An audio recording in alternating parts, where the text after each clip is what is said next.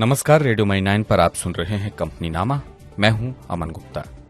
मुनाफे में रिलायंस को किसने पछाड़ा, बीएसएनएल को क्यों मिला कारण बताओ नोटिस, और टेस्ला ने किसे बनाया सीएफओ, बताएंगे आपको। और इसके अलावा भी होंगी कॉर्पोरेट जगत से जुड़ी दिन भर की कई बड़ी खबरें। तो शुरू करते हैं कंपनी नामा।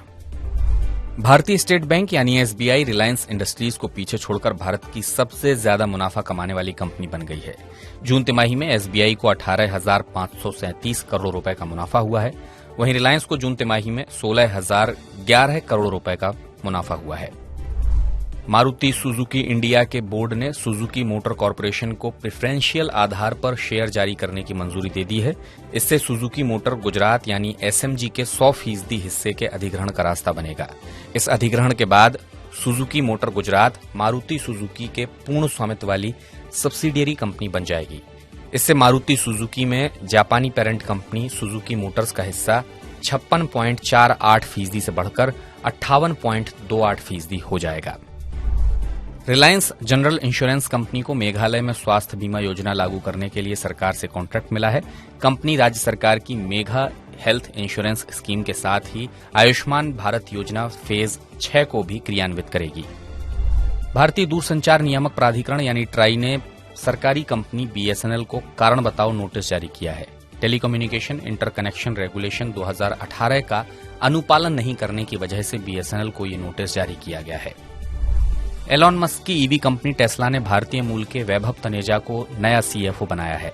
दिल्ली यूनिवर्सिटी से ग्रेजुएट तनेजा टेस्ला से पहले करीब 17 साल तक प्राइस वाटर हाउस कूपर्स में काम कर चुके हैं। फिनटेक कंपनी पॉलिसी बाजार यानी पीबी फिनटेक के घाटे में गिरावट देखने को मिली है। जून तिमाही के दौरान कंपनी का घाटा 94% कम होकर सिर्फ 12 करोड़ रुपए बचा है। जापानी इन्वेस्टमेंट फंड सॉफ्टबैंक को 3.3 अरब डॉलर का भारी घाटा हुआ है। इसके बावजूद इसकी निवेश शाखा विजन फंड को दुनिया की कई कंपनियों में निवेश पर जून तिमाही में 1.1 अरब डॉलर का प्रॉफिट हुआ है। हाल ही में फंड के प्रबंधन ने कहा है कि वे निवेश और मोनेटाइजेशन के लिए ज्यादा सक्रिय रणनीति अपनाएंगे।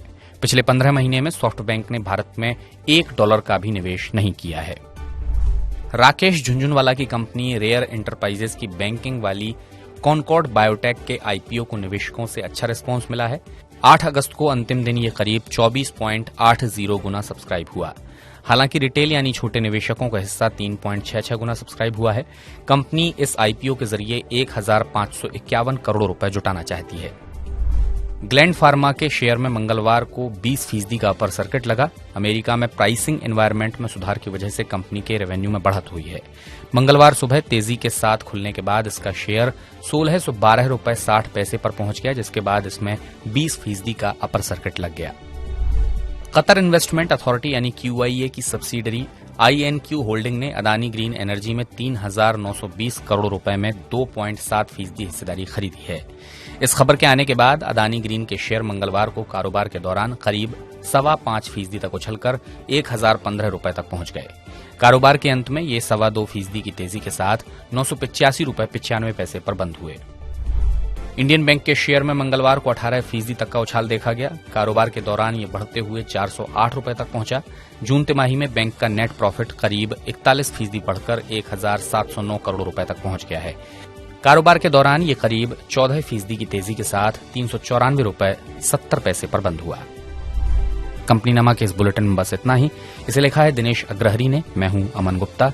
बिजनेस, फाइनेंस और कॉर्पोरेट जगत से जुड़ी तमाम खबरों के लिए सुनते रहिए रेडियो मनी 9 और डाउनलोड कर लीजिए मनी 9 का मोबाइल ऐप। चलता हूं, अपना ख्याल रखिएगा। नमस्कार।